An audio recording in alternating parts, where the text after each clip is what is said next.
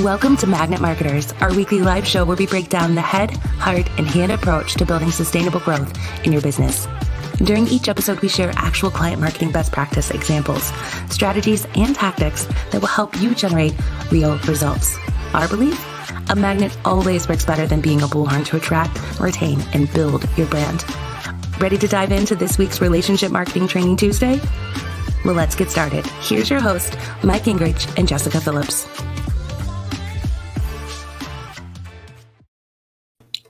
Yay. Hello, and welcome back to this week Training Tuesday Live. We're Magnet Marketers. We're back after a little birthday break that I had for a couple of weeks, but excited to be back here with all of you and with a very special guest that's really going to help you unpack your messaging, and not just any messaging, how to generate more leads by crafting your unapologetic message.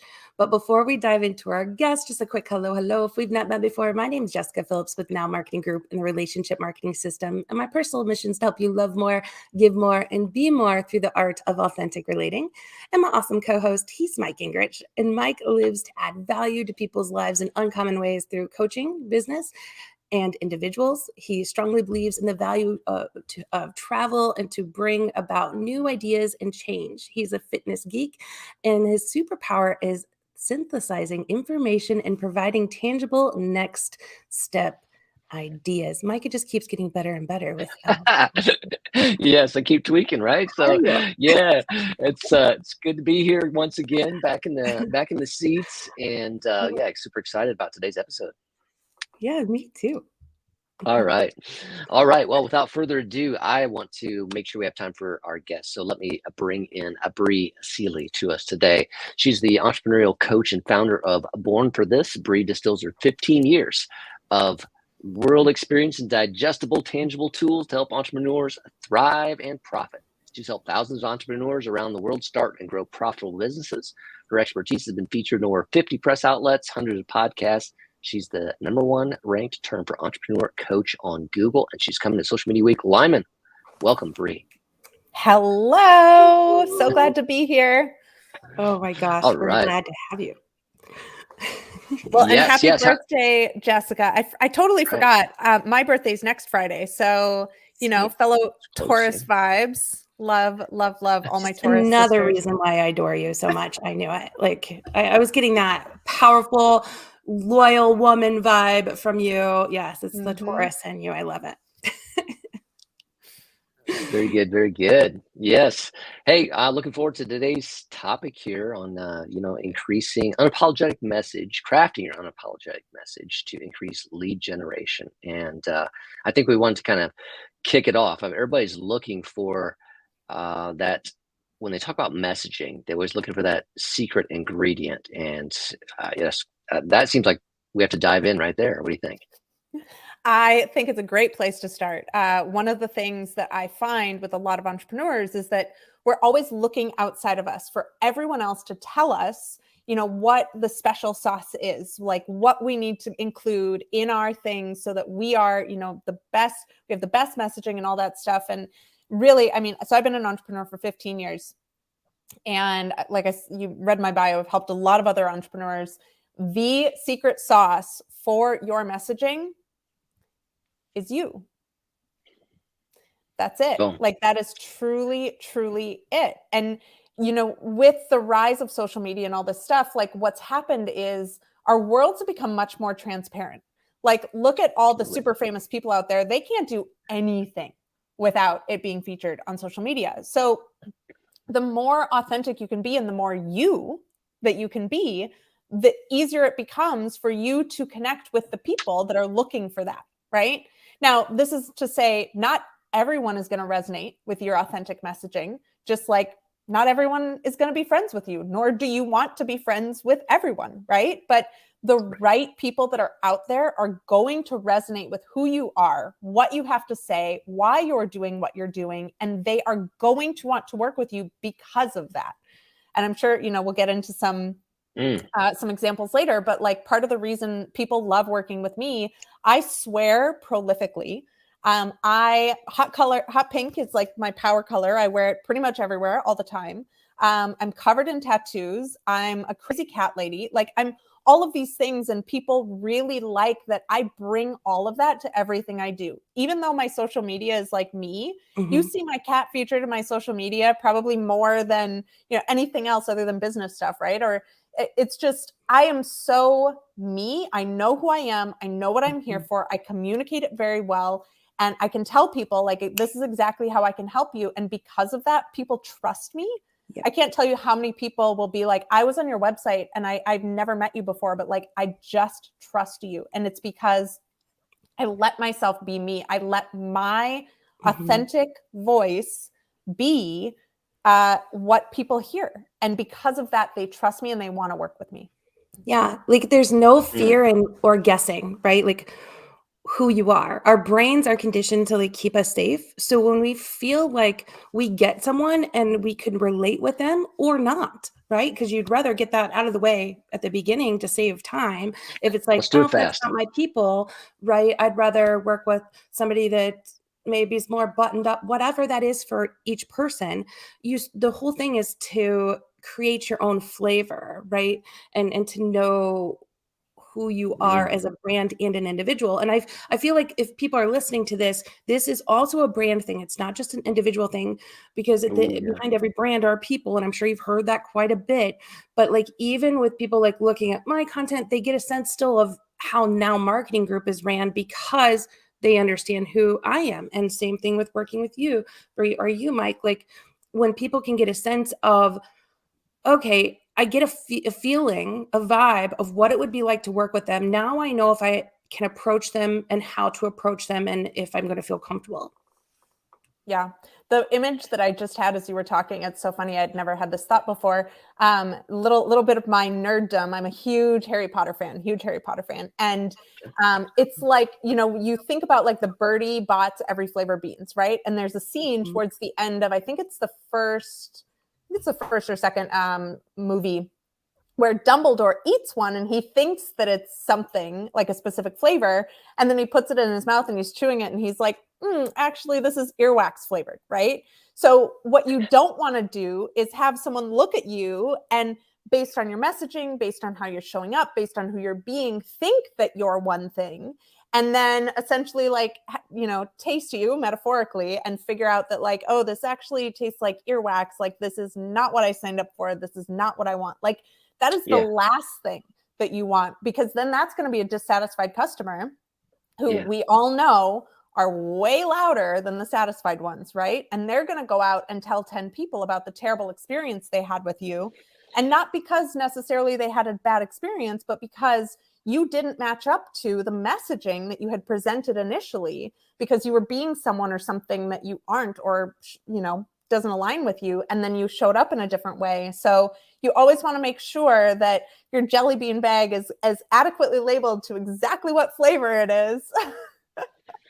Yeah, but isn't that like this, what was it in the past like 10, 15 years where the prevailing thought was like, okay, see what they're doing. If I can just mimic that, then I'll be successful. And so there's a lot of teaching. That was a prevalent thought that really has to, and you're ripping it down. But I'm sure you're still running into that some and have to kind of counteract that.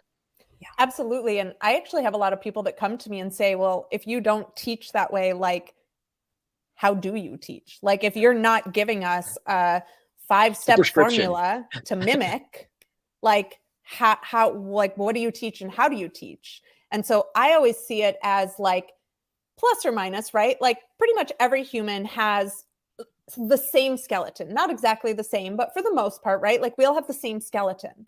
But then what kind of goes inside and on top of and around that skeleton is unique to every single one of us. So like the way I teach is like, okay, here's the skeleton. Here are like the building blocks, like the best practices, but then you have to like you have to make it your own. You have to figure out how this skeleton is going to kind of flesh out to work for you and be you at the end of the day. Yeah, your own flavor of jelly beans, right? But it's we'll tell you, here's how to make jelly beans, but you have to put in your own flavor if we're going to stick with that analogy, which I love. Yep. Because you think about it, if we're using the same topic of social media, like you said, where people are standing out, and Mike, you said, like where people were trying to follow these people online, they were like, I'm going to teach you how to get to $1 million in 6 weeks or whatever ridiculousness that they're saying online, and like they're going to just tell you how they did it, right? But that's not the same for each person. One is what I'm hearing you say too, Bri, and two, the whole key is to stand out in your own right. Like I cringe a lot when I see these companies that are like, hey, you can pay in and we'll just mass produce all the same social media content all over all of the brand pages, and you see the same thing everywhere. And so you don't get any sense of like, who is this company? Like you said, like what are they about? Like how are they going to stand out? Like if you are comparing, if their customers are comparing brand A and brand B against each other and they're not different at all, you're not going to stand out. And chances are they're going to go to brand C anyway because they feel more related to them. Like they have the sense of belonging. So it is a sense of, hey, we'll tell you, here's how to come to the right conclusion on how to craft your content, where to get it from, how to grow that personality, which I know you shared with us before we went live, that you're going to actually share a resource here to help people get just that. So by the way, type the word recap in the comments here. So not only do you get the recap of the show, but you're going to get that resource at the end that Bri has so graciously created for us. But you're going to help people break that down. Yeah, I think it's really important, kind of the way, and this resource specifically helps people to figure out kind of what their custom growth strategy is. Again, it's really similar where people are like, oh, I want to grow my business. I'm just going to follow these 5 steps that this person told me to take and it's going to work for me. And it's like, I've tried, honestly, like I've invested so much money and so much time into doing that, into trying other people's, 5-step processes or whatever. And I can tell you, I've had pretty much 0 ROI on any of those things. It just hasn't worked for me. And so this is really going to help you identify like, what are those ingredients that you need to know that are the same ingredients for every single business? But then how do we make it you? How do we bring out your voice? How do we connect with your customer? Because your customer is going to be different. Even some other people that have entrepreneurial coaching businesses, my customer is different than their customer, right? So you just have to make sure that you are being really smart about it and effective about it instead of, dumping a ton of time, energy, and money down the drain, just trying to like emulate and duplicate other people's things. I'm sure you remember, Jess, that when you were talking, I think it was like 5 or 6 years ago, like the big trend in social media was that everyone just had like white feeds and like everything on social media. And you'd go to like every single person and everyone just had these like white feeds for everything. And I'm like, my feed is like hot pink and teal. Like that's, and it just, people resonate with that because it is just so me. The clothes I wear, these are pink, black, like it just, I don't know. It can be a little scary. And I know this is another bullet we wanted to talk about is like, how do you confidently then begin to embrace that? Because it can be scary for people being like, well, I'm putting all of me out there. Like what happens when someone doesn't want to work with me, or what happens when someone rejects me, or what happens, and I think there's so much personal development that goes into business as well. And really, truly, it just is about when you can own and accept all of the bits and pieces and parts of who you are, what happens is you end up attracting people in that own and accept who you are as well, right? And so I think the way to confidently bring that out is to just work on yourself on the inside. Journal through all of those doubts and hesitations and rejections and judgments that you're anticipating happening, and let yourself come to a place of peace so that you can love and accept yourself fully and completely, or as much as we as humans are able to. I don't know if there's like 100% for that particular experience. But that's how you really then confidently go and bring that out. I had to come to terms with so much about myself and so much about who I am in order to be able to confidently like stand on stages and share it with other people and show up to tens of thousands of people on social media every day. Like you just, it takes a lot of personal development work and I don't know, therapy or coaching or, internal strength training, whatever you need to do to like really own that for yourself. Starting from the inside out is something we say here a lot. Right. And I do want to preface it, like, it doesn't have to be this big epiphany of like, oh, I got to share this super traumatic story. It doesn't even have to be that. Like, I know, I love what you said, Bri, because it was like, when I got to the point of like, what am I really here to do? Like, what do I get excited about? And what do I want to do with Now Marketing Group? And I started out with myself first. And like, I love my team even got it on a mug for me. Love more, give more, be more. What I help people do. And it's like on the back wall, but like, that's it. Like, that's what I want to help people do. And that's the vibe I want to give people then when I'm working with them and part of Now, but it's had to start from the inside first before it was just like a catchphrase, right? It had to be something you come to terms with of, no, this is that superpower I have, the connector, the caring, whatever, right? So I love that you say that. And it can be with your team too. So this is still a B2B thing and a personal, if you're a solopreneur working with one-to-many as well, it still starts from the inside out no matter what. Yeah. I was gonna speak to that a little bit and say, it starts from the inside out, but I mean, I would say as well, it helps to have kind of that someone behind you, beside you kind of thing. And I think that's a little bit what we're talking about too, is that, I mean, you can be a solopreneur, but at the same time, it's helpful to have some people around you that spur you on, that encourage you, that coach you, whatever to, you can be solo in that business, but it's not meant to be a life solo along the way to get them to maximize yourself. Absolutely. I mean, honestly, like, yes, people hire me for business strategy. Yes, people hire me for, entrepreneurial strategy and like all these other things. But really, a lot of what I do at the end of the day is just remind people of what is inside of them already. Like, really, that's a lot of my job. Even today, right before this, I had a coaching call and, she's like, I'm just so uncertain. And I'm like, well, if I can remind you of anything, I have been a big frickin', I'm not going to swear, big frickin' fan of your business for 6 years. And like, your business is one of a kind. There is literally not another business like it on the face of this planet, which how many people can say that nowadays? And I was like, you are here for a reason. Like, you're here to, and I actually worked with her. I said, you need to refine your messaging to be more you and to let people know, like, have no shame in saying, you cannot get the service I provide anywhere else from anyone else in the entire world. It is literally a one-of-a-kind business. And so, it's really, you can't do this alone. And I've known her for 6 years. Like I said, she's wanted to quit her business so many times. I've wanted to quit my business so many times. The fact that I am here is a literal act of faith in and of itself. Like, you have to have people around you that are willing to cheer you on and remind you of your truth and reflect back to you. This messaging is you, or this messaging feels like it's not you.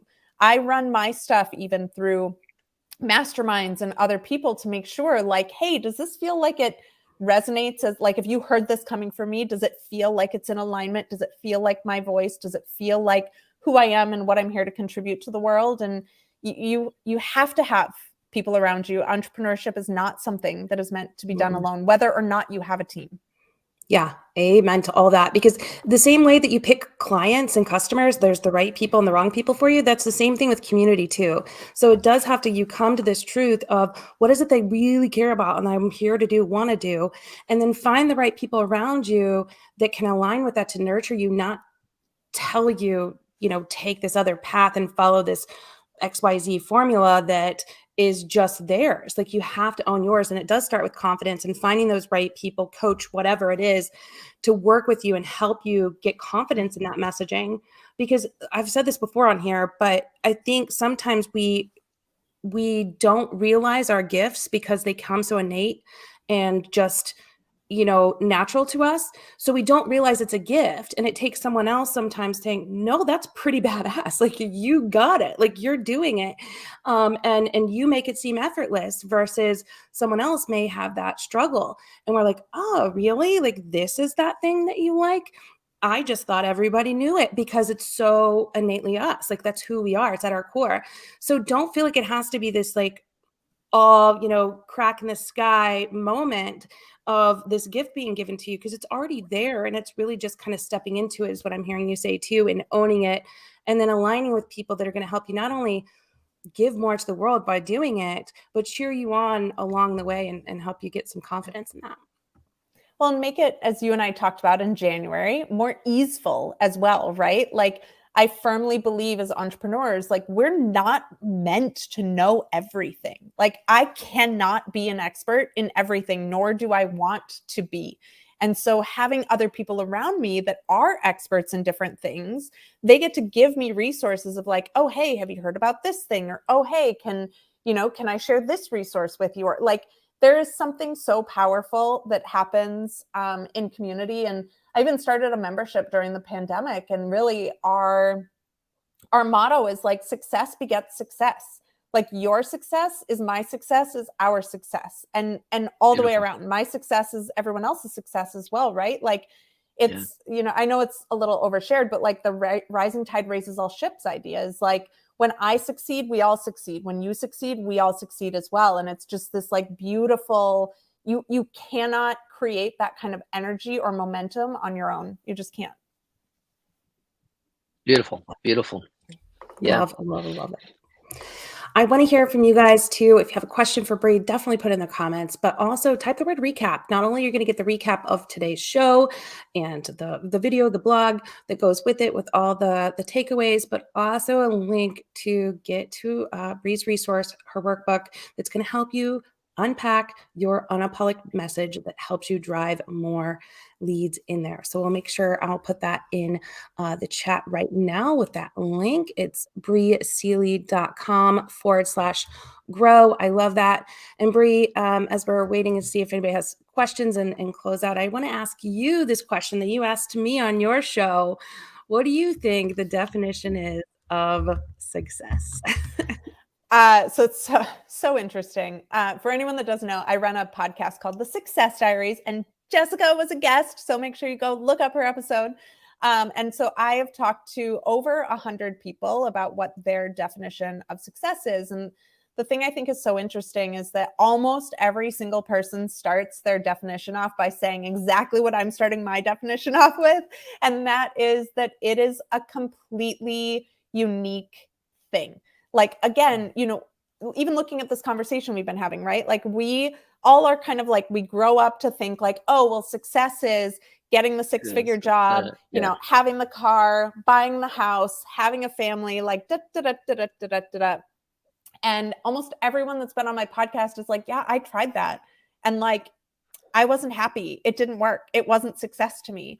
And same here. I tried that. I had the six-figure job at 26. I bought a house. And that's not success. And so for me, a huge, huge ingredient of my success is freedom, like really, truly being able to, I'm like flying into Social Media Week to speak while also concurrently I am running a challenge that week. And so I'll be kind of like popping out to run my challenge, but also I'm speaking at a conference that Friday as well. And so like I get to speak at that conference from the hotel room in Lima. And like, I just, having the freedom to kind of do what I want, when I want, how I want, but also through the lens of like how I'm impacting the world as well. It's not like I'm just running around being like, I don't want to do that. Like, I'm just going to do my own thing. It's like, yes, I want that freedom and I want the ability to do those things, but it also has to be tempered through what's going to be in alignment with my highest vision and my highest impact of the world as well. So that's really my definition of success. And then being able to share it with my top 3 core values are freedom, love, and passion. And so living out those things every day. And, you know, we're sitting here talking to you guys. I've got my 16-year-old kitty at my side and my boyfriend and my husky in the other room. And just, you know, like just getting to experience life through and with the people that I love and appreciate is, yeah, that's success to me. Beautiful. I love that. Yes, success is not a destination, like of a thing, a tangible thing. It is like that. It's the freedom, it's the feeling, it's the contentment. It's yes, all of that. I love that. It's an everyday experience. Yes. I love that so much. And I always love talking to you. I could talk to you forever. I can't wait to have you at Social Media Week Lima. By the way, she's going to be there breaking down her ultimate session on this. So you guys must hear it all. I'm telling you, she is a powerhouse. And you like her backstory, just Google her. Like she's a big deal, guys. She wouldn't say it, but I'm going to say it. She's a big deal. And she's a badass, like for real. But she's going to be coming to Social Media Week Lima, which is happening next month. Seems so weird to say. June 15th and 16th. If you don't have your tickets already, please visit sociallima.com and check it out. Check out that lineup. There's still some tickets available. So definitely come join us and upgrade for the VIP so you can hang out even more so with everyone. And type the word recap so you can get this into your inbox. But we'll be back here next Tuesday at 4 p.m. Eastern Standard Time. Until then, thank all of you for joining in. And thank you, Bri. You're the best. Thank you, Mike. Thank you. Can't wait to see you. Yeah, I can't wait to see you either. All right, everyone. Enjoy the rest of your week, and we will talk with you soon. Bye-bye.